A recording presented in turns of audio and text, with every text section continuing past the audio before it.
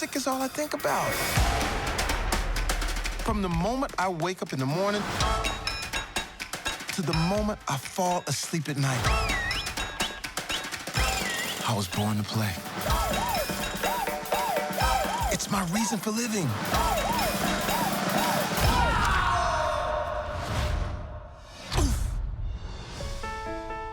Hello? What the? Wow! Oh my goodness! Oh my goodness! Help! I'm not done! Holy! Oh my goodness! This week, the council. There's a soul missing. Is this heaven? No. Is it H-E double hockey sticks? Hell? Quiet coyotes. No, it's the great before. This is where new souls get their personalities, quirks, and interests before they go to Earth. Here we are. Wait! Don't worry, you can't crush a soul here. That's what life on Earth is for. Whoa! It's my life. Can you help me get back? Come on! This won't be a disaster, that's for sure. You're out there somewhere, little soul. And I'm gonna find you. Life is full of possibilities. You just need to know where to look.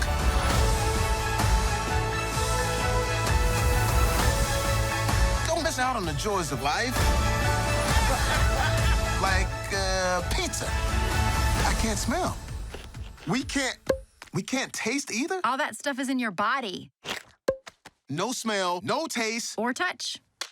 See? Okay, I get it. Disney and Pixar Soul. Get ready. Your life is about to start. Start streaming December 25th. Hi, my name is Gil Robertson, president of the African American Film Critics Association. And today, for the latest episode of AAFCA Roundtables, we have a real treat. One of AAFCA's favorites, Mr. Jamie Foxx, along with the creative team, director Pete Docter and Kemp Powers, co-director, who are responsible for the upcoming Disney Plus film, Soul. We're going to kick things off by introducing the members who are asking questions today, starting with KB in Houston, Katia Woods in Philadelphia, Mercedes Springer in Atlanta, Ray Cornelius in Atlanta, Mercedes Williams, hey Mercedes, in Pittsburgh, Emmanuel in Chicago, Sharonda in Atlanta, and a new member, Pistachio Jones in Maryland. So I am going to I'm going to get off, but I'll be back to close things out. You guys do your thing. Brandon Carlson, Media and Popcorn Podcast. Absolute pleasure to be here with you three. Best film of the year. I've shouted from rooftops. I love this movie. And I have a lot for you all to talk about, given the complexity of this beautiful film. What resonated with you most as you watched the final product after putting everything together? Yeah, for me, I mean, honestly, there was a certain, it's so strange because of COVID. We haven't even been able to see this film with really an audience. So that's one bit of it that's been a little bit bittersweet, because I don't know, there's so many gags and moments and stuff that I was so looking forward to watching how an audience reacted to it. But I think that there was the thing that crossed over my mind when we watched the final mix, Pete, was just that, oh my God, we did it. You know what I mean? Like, it's too late for Disney to change their mind and say, no, we can't put this, because there were lots of things in the film that they seemed like little things that felt like a great big deal to me. Like the fact that we were able to have a character say jazz and then have another character correct them and say, no, it's Black improvisational music. The fact that we were even able to acknowledge race in a Disney animated feature, it seems like a little thing, man, but it's just it so served the story, but while it didn't distract from it, that it really felt like we were doing something different. And I'm the new guy, but working at a place like Pixar, where their standard is always do something that no one's ever seen before, it can be really, really hard when you look through their canon, films like Up and Wall-E and Ratatouille and Inside Out to try to like do something different. But it was so, you know, having this film be the first one, not just with a Black lead, but you know, having dominated by Black characters and such an international cast, you just want people to kind of see it as one of the more new and unique Pixar films. And I kind of feel like we did that. Whether you like it or not, you got to. That's cool. I think for me, it's I think a lot of us, myself for sure, has this idea that like somehow you need to be worthy. You need to earn your way into life to be worthy of somebody's respect or admiration. And I think the film, for me, aims to talk that, hey, you know what? We're already enough. We, all of us, have value, and we don't have to do anything or accomplish something to have that. We can just go out into the world and enjoy, and we're enough. I'm enough. And all I can tell you is that working with Pete, working with Kemp, and doing something wonderful like this. And just to be honest, we've been going through a turbulent time. Being out there on the front lines when I was in Minnesota and Houston, you know, these tragic things that were happening to us. We need this. We need this breath of fresh artistic air. The fact that we are planting our flag of being the first African-American lead, and let's just say you don't even care about that. Let's say you don't care about that it's a Black dude who's leading it.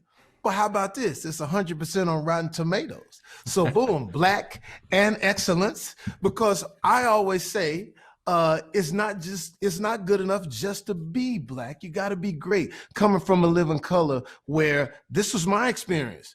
I didn't even expect. Look, my boss was Keenan Ivory Wayans, Black man, Black family. It was 1,000 Wayans. It was 1,000 of those guys. But it was Black, and we didn't apologize, and we did our thing. So I never really thought about it. And then the Jamie Foxx show, never really thought about it. But now look at Black Panther and all these great things. And so now Pixar, this is wonderful. It's something we can celebrate in the biggest way. And on Christmas, of all times, an opportunity for us during the crazy pandemic, which we've all been affected, to be able to sit at home and watch something spectacular from Pixar and Disney, which, you know what's amazing? It gives you that magical feeling. I don't know if anybody ever been to California Big Adventure, but when you get on that thing and it takes you up and you're sort of flying all over the world, and you hear that music and they're giving you the smell, that's what they do. I smell it. I smell it. That's what I said. I smell it. Thank you very much. Hey everybody, Katya Woods, Couple Soul Show out of Philadelphia. My question is for you, Jamie. Yes. One of the things I loved about this film is because we all do it. We're also goal-oriented on what we think we have to race for, that we don't enjoy the process. We don't enjoy the journey. We don't think about all the things that help us get there. Can you talk a little bit about how this film has helped you appreciate the journey a little bit? Look, I've always been a guy that's glass half full or spilling over. So I've always had that super optimistic outlook. And then just look at my story alone. A young Black kid from Terrell, Texas, population 12,000 people. But my grandmother, Estelle Talley, my grandfather, Mark Talley, made sure I studied classical piano. I said, why, Granny? Why I got to do classical piano? Because it'll take you on the other side of the tracks. I said, oh, you want me to play for white people? She said, no, silly. It's going to take you on the metaphoric tracks all over the world. So I had people that were, no matter where I landed, they were in my corner. My teachers, Black and white. Miss Reeves used to give me time at the end of my class when I was in the 3rd grade to do jokes for the kids on Friday.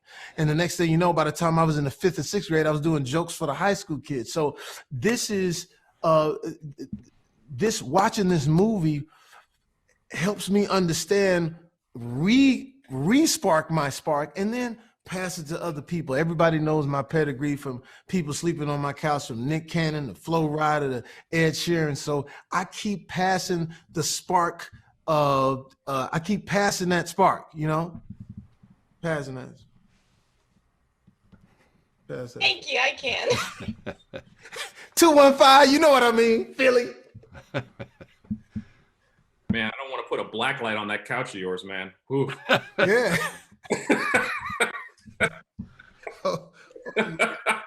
Oh, we sanitize daily.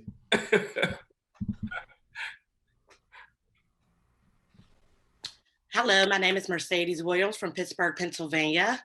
So when I watched the film, I actually watched it with my family. And the question I have for you guys, well, there's been some underlying tones about finding your purpose, enjoying life, sometimes fearing death. What do you want families who come together around Christmas to sit on the couch to watch it on demand? What do you want them? What's the ultimate message you want them to get?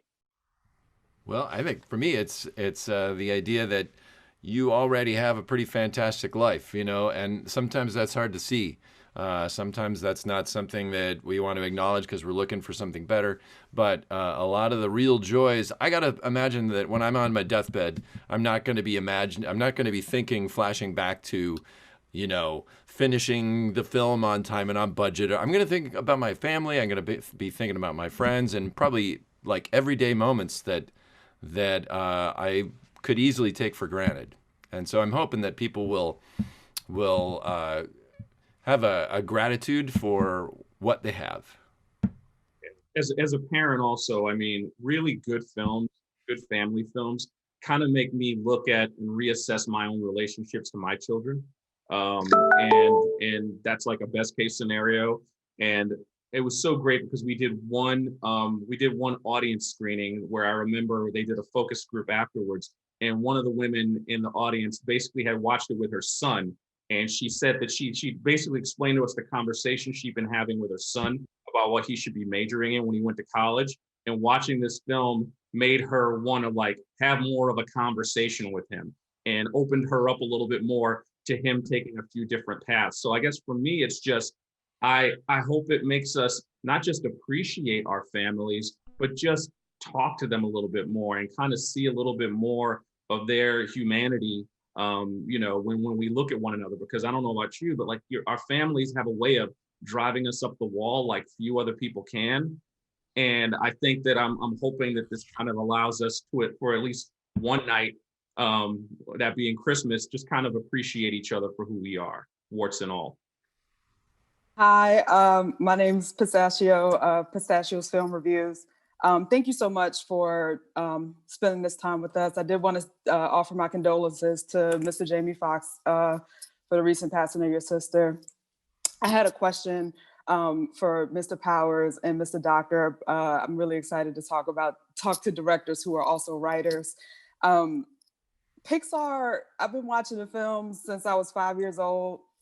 It doesn't matter if it's Up, the first act when Ellie, you know, passes away, or Inside Out when Bing Bong finally leaves Riley's subconscious brain, or in Soul when, you know, 22 and Joe kind of descend down into Earth and they disconnect. For me, it was seeing Miss Loretta in her full figure with her hair and her low brow and all of her confidence that really made me sob. And I always wanted to ask about what is in that Pixar secret writing formula? Can it be taught? What is that storyboarding writing process? And is it different for each film that you do? Or is there a through line that's similar? Thank you. Yeah, well, I mean, it's funny because I was the new guy there, and to be perfectly honest, I had learned a lot. Part of why I was so excited to come on board was because of that, the Pixar experience, if you want to call it that, the brain trust. One thing that I quickly learned is honestly, the brain trust, it's not as formal as I think people think it is. It's basically just a group of your talented peers being honest with you. The process of making a Pixar film is beta testing. We throw, you're seeing the final of a whole lot of ideas. And I can tell you, a lot of them are bad, like really, really bad. And we write one bad thing after another, and it's about like not getting discouraged when you write some garbage, solving with the help of people around you till you get to the point where it's something that you actually like. And it's something that I think any of us could do. I'm surprised that if people in other areas creatively don't do that more often. And the honesty part is a big deal because you know, you're always taught that when you offer criticism to start off by like focusing on the positive. You know, you start and you go like, oh, well, this was good. We don't really have time in the brain trust to focus on the positive. Right. It's not uncommon to kind of come into the room and they're like, all right, here's what didn't work for me. Bow, bow, bow, bow, bow. And you get like 3 hours of real criticism. And a lot of creative people have too thin skin to actually get that honest criticism. I think for me, the reason it works so well for me is I used to be a journalist. So I'm used to people sending me death threats. So for me, it's like, oh, great. Like, you didn't like it. Let me try to write something else. So it's about like how thick your skin can be. And I think the folks at Pixar we have egos and we're sensitive, but you have thick skin and people are giving you honest criticism. And being there, I realize how little you actually get that honest criticism. It's something I actually applied while I was at Pixar. I also did a rewrite on another film that Regina King was directing. And I applied a lot of like the lessons I learned from Pixar to that film as well. And just kind of killing some of my babies and saying, you know what, this doesn't serve the film anymore. This has to go. And so they're really lessons I think you can apply to all of your creative endeavors. That's the Pixar experience for me. Thank you. Only two things I'll add to that, Kemp, is, you know, I think we surround ourselves with really smart people like Kemp. The process also allows us then to make a lot of mistakes, which is cool because I don't know if you have the pressure of like, you got to be right the first time. I'm going to go to safe stuff that I know. and if I know that I got a little time to experiment, then I can try some crazy stuff. And a lot of times that really pays off. Yeah. Awesome. Thank you. Thank you.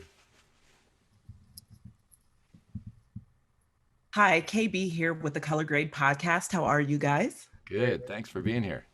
No, thank you so much for having me. So Soul is just really heartwarming with an exceptionally relatable storyline. And while Joe is much like many of us, particularly in this pandemic, really just going through a rebirth of sorts and trying to make the most out of life, this is all through the lens of really Joe's spark, which is music. And so, you know, Joe is such a gifted jazz musician and teacher. So for you, Jamie, just talk about what iconic jazz musicians really inspired you when bringing Joe to life. And for Kemp and Pete, kind of the same question, like what musicians really inspired you on while creating this project? Wow, well, you know, thank you for that question. I have an extensive background when it comes to jazz. Some of my, you know, Marsalis, Thelonious Monk, but I also had an opportunity to meet two incredible musicians, Mr. Herbie Hancock, Mr. Chick Corea. Now, I don't know if you know their story, but when they were like 18 years old, they get a call from a guy by the name of Miles Davis who says, "We hidden in Atlantic City."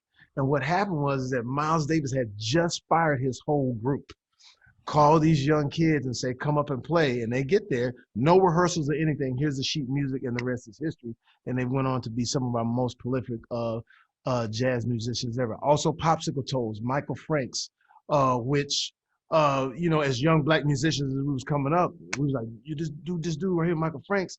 Popsicle Toes is so dope is that we actually had a club in Dallas, Texas called Popsicle Toes because we loved that type of music so much. And if you go on my Instagram, I forget the guy's name, I'm playing with this one cat and we're jazzing out. So having that background really made me bond with the character, made me understand what Joe is about. You know, jazz lives in the DNA of all of our music because it's improvisational. So that's what we all do. Even if you're hip hop, it's improvisational. It's not something that you can actually sort of teach. It's a feeling. So that being said, Joe's character, when he loses himself and gets into that zone, you know, we've all been there. We've all been in those sessions where you catch a lick, you catch a vibe, and you play it for 25 minutes. If you look at even Beyonce, look at any Parliament record. That was just a vibe. The album the maxi single would be 18 minutes long because they were just in that zone. So having that, like I said, that DNA and then being with Kemp and Pete, cultivating it to where everything made sense and became animation. Because I remember when I first came in to read, I was doing facial expressions and all this, and they were like, Jamie, we don't see you.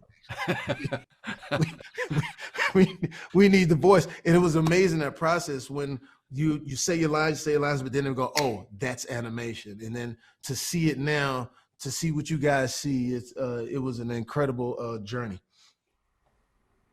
Yeah, cool. My all-time favorite pianist is Earl Father Hines. He's like considered the first, modern jazz musician, pianist rather. Oscar Peterson is great. I mean, I have a big long list of favorites, but I think on this film, the guy who really influenced us the most was Jon Batiste. He became kind of what Jamie is to the voice of Joe. Jon is the hands. He's like the music, and he played at places like this and still does, and influenced so much, not only the specifics of Joe, but the film in general and the culture, and brought so much knowledge of the history and musicality and the experience of being a musician. I mean, there were lines in the films we pulled basically just right from Jon's mouth. We asked him to describe what's it like, and it would end up in the movie. Yeah, for me, I'm Gen X, so my son's name is Mingus. So Charles Mingus, John Coltrane, you know what I mean? All the hip hop, Herbie Hancock to me is first and foremost like the most sampled jazz artist in hip hop. So that's why it was important also, even in the music cues, to get artists like A Tribe Called Quest and Erykah Badu, and a lot of neo soul artists. You'll hear them when you go into spaces like the tailor shop or the barber shop, because the idea is, if Dez the barber is close to Joe's age, in his mid 40s, he should be down with all of the 90s, and from Long Live the Cane to the End of the Native Tongues should be kind of his soundscape, which is all sampled by jazz anyway. So to me, jazz has always been like a fusion and kind of an influence for some of my favorite hip hop in my life. So.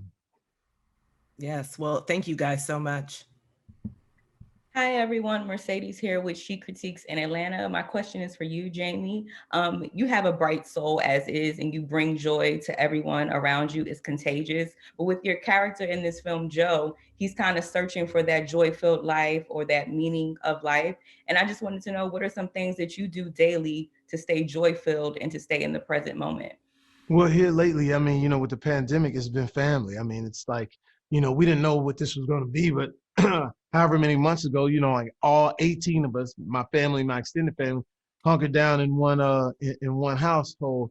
And what's interesting about my family, they're all comedic as well. They all sing, they all do music and such. So we just been sort of like energizing each other, and it's been a good thing. And so what I'm blessed to be able to do is to have an opportunity to do something different. When this opportunity came along, it's just like, I'm a rookie at this. I'm literally a rookie in animation. So that gave me, for lack of a better word, my spark of something to look forward to try to go be great with great people and things like that. So every day I just look at like I said, glass half full, knowing that we are going through such challenging times. I think it is my responsibility to keep that light on, keep that funny light on, keep smiles on people's faces, because it's needed. And when you feel like that's your calling, it's it does something to you. It makes you want to get out there and do your thing. Thank you so much. Hello, everyone. Sharona Williams, Pay Your Weight.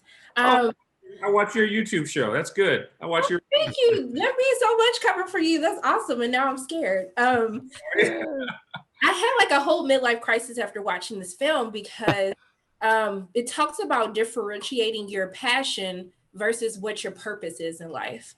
And a lot of times, we think that those two go along with one another, they correlate to one another. But I wanted to ask for all three of you, and we can start with you, Jamie. How do you make sure, with all the talents that you all have with writing, singing, acting, etc., how do you differentiate your passion and also integrate your purpose of what you're supposed to do in this world?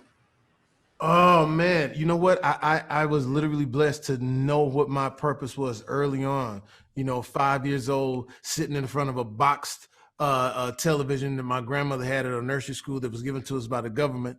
But as I watch variety shows, Tom Jones or Captain and Tennille or Sammy Davis Jr. or all those variety shows in Sanford and Son. I mean, just all of these different shows. So I knew then what my purpose was. Now, whether I landed on that, you never know. But I will say this: you don't have to give up. You don't have to give up. I mean, Morgan Freeman been old since we known him. You know what I'm saying? I don't know if that. Morgan Freeman got discovered at 82 years old. We can do this. Morgan Freeman, 7 deadly sins now: jealousy, envy, sloth, Ronnie, Bobby, Ricky, Mike. You can do it. Don't give up. For honestly, it's weird because like you're catching me on like my second career. Like I was definitely more one of those wayward young people who didn't honestly think didn't know if I was good at anything. And all it took was like a little bit of encouragement from mentors. Like mentors are a big part of this film, and that really resonates with me because people don't, even doing what we do at this level, you'd be surprised how rarely you get positive words of encouragement. I think that's why I liked your YouTube show so much, Sharonda. I was like, oh, she started off like, no, Miss Regina King did not slay in her first film. And I'm like, all right, I'm watching this show from now on. Just come right to the positivity because I need it, So, just a little bit of encouragement can really fuel you quite a long time. And I spent 17 years as a journalist and was just writing creatively for fun. And it just took a couple of people saying, this thing you're doing for fun, you should take it a little bit more seriously. So I think a character that resonates other than Joe in the film so strongly with me is Dez the barber, because when I create, I was a character I dreamed up, and it was like this idea of when I was a kid, I thought I was going to be a firefighter. Okay. And I didn't know where life was going to take me, but this idea that you could find yourself someplace unexpected and find just as much joy and satisfaction in that career and that life as that person who feels like they were born to do that thing from the day they were born. So Dez really kind of speaks to my soul and kind of my own path. I fell in love with animation when I was like in third grade. I did a flip book in the corner of my math book. They made me go back and erase it at the end of the year. But the idea that you could create something that looked like it was moving was just so magic to me.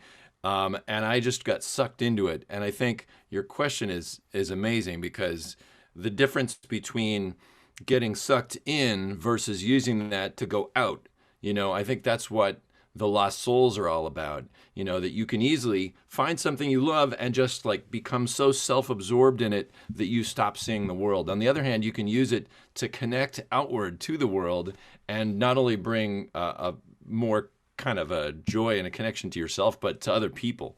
And so I think that's sometimes a hairline kind of balance, but it's something that I think I have to correct all the time.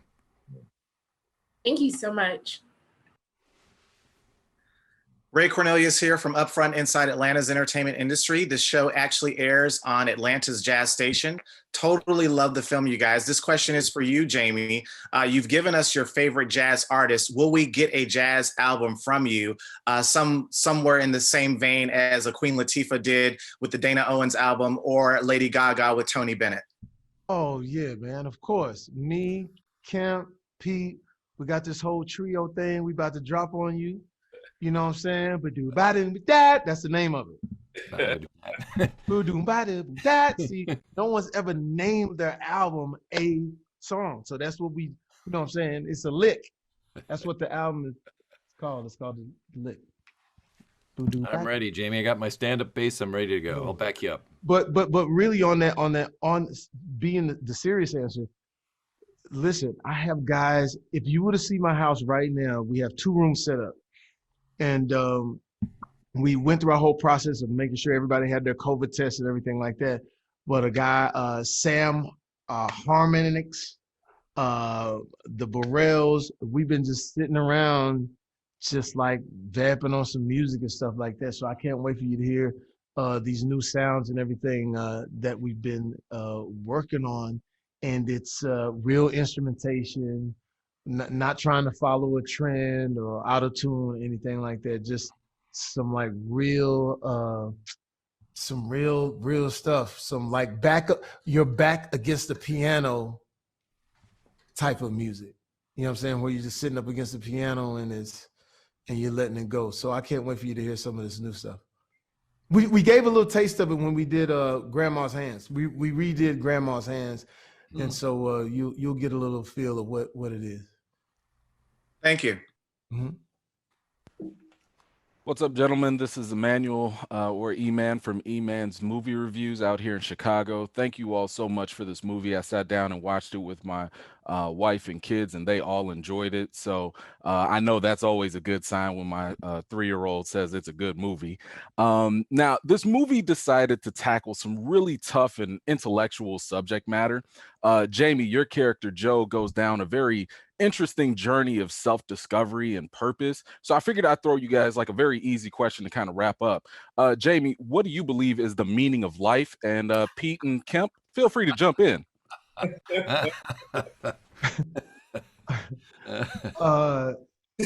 It's interesting when you say the meaning of life. I think that we are supposed to live it, which is a simple answer. But I also think that life is interesting in the fact that the earth has been here for millions or however many years. And if you think of 80 years or 100 years, that's that's really like a blink of an eye. So what I constantly say to people, and especially to my family, don't waste your blink.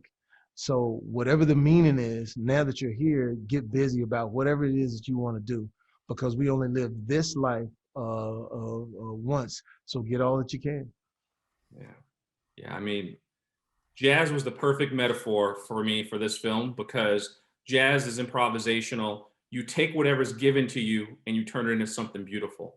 And I think that's life, isn't it? Life itself is the gift. You have no control over what you're gonna get hit with. To quote Mike Tyson, everybody's got a plan till they get punched in the face. So it's about what is given to you and turning it into something beautiful. A lot of people don't have it in them to do that, but life itself really is the gift. One of my favorite lines in the film is actually at the end of the movie, and we changed it. It ends with Joe saying, I don't know, but I just know that I'm gonna live every minute of it. At first, that line was, I know that I'm going to enjoy every minute of it. And it was one of our animators who said, you can't enjoy every minute of life. Life is going to be filled with pain, but whatever it is, you still got to live it, right? So we changed and tweaked that line. And I found the line so much more profound when he just says, I'm going to live every minute of it, good or bad. So I can't top that. Jamie, Pete, and Kemp, on behalf of the world's largest group of Black film critics, thank you for your time today. Soul opens on Disney Plus, December 25th. Everyone have a wonderful holiday season. God bless. God bless. Thanks everybody. So much,